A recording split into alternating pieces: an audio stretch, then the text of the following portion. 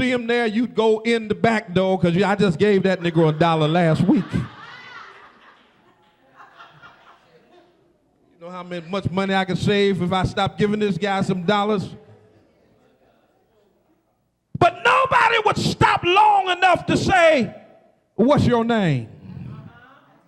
Nobody would stop long enough to say, how did you get in the condition that you're in? Nobody would stop long enough to see, what is this man's problem?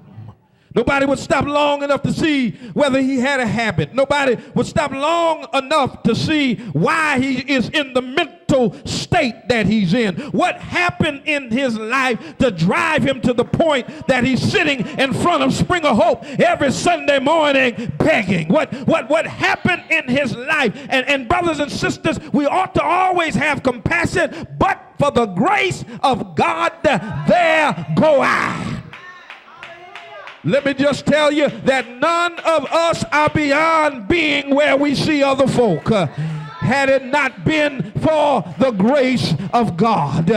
Each one of us have faced circumstances that could have taken our mind, that could have taken our life, that could have hooked us on a substance, that could have messed us up. Every single one of us in here today could be strung out on drugs, could have an alcohol problem, could have HIV or AIDS, could have a debilitating disease. Every one of us today could be sitting outside the gate begging and asking somebody for $1 or a quarter. If it wasn't for the grace of God, we wouldn't have the jobs that we have. If it wasn't for the grace of God, we wouldn't drive the cars that we drive. If it wasn't for the grace of God, we wouldn't live in the homes that we live in. If it wasn't for the grace of God, we wouldn't wear the clothes that we wear.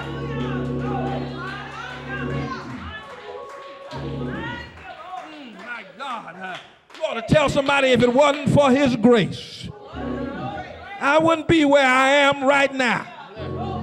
It's no wonder the songwriter said, your grace and mercy brought me through. I'm living this moment because of you. The only reason I'm standing before you clothed and in my right mind is because of God's grace. The only reason that I'm in good health is because of God's grace. I could have been dead. I could have been strung out. I could have been locked up. But the grace of God came on my behalf. The mercy of God stepped right in my path. And I don't know about you, but I'm glad God had mercy on me. Bless his name. You ought to look at your neighbor and tell your neighbor, if it wasn't for God's mercy, you'd be all messed up right now. Bless his name. No wonder David was happy in the 23rd Psalm. And David said, surely,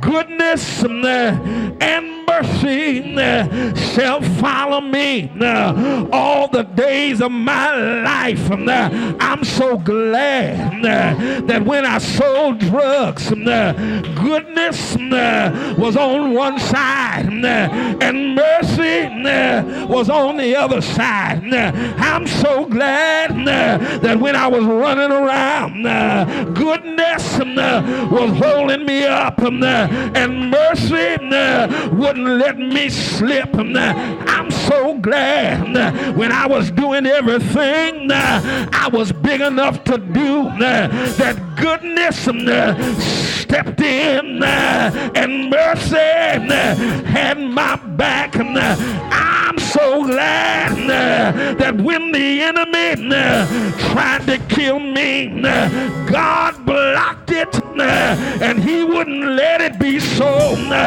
Somebody ought to say, thank God for his mercy. Yes.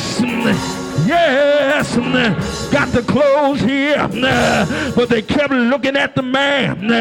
Every day they would walk by him and keep on going with their bad table manners. But one day, Lord have mercy, here comes Peter and here comes John. They had just got out of revival. They had just received the baptism of the Holy Ghost. And I've got a question whether we need a refilling or not. Because there's something about the Holy Ghost. It won't let you just walk by folk and not tell somebody about the goodness of Jesus. Bless his name. Somebody sang that old song and said, what is this that I feel deep inside? What is this that make me want to run on anyhow? Whatever it is, it won't let me hold my peace. And Peter and John were on their way to church. The Holy Ghost will bring you to church. Bless his name. And as they were going, they saw the man laying down there, begging and asking them for a quarter or a dollar. Bless his name. And they looked at him and they said, well, we're broke. We just got out of a Kojic revival. Y'all ain't gonna help me now. We just came from convocation, so we ain't got no more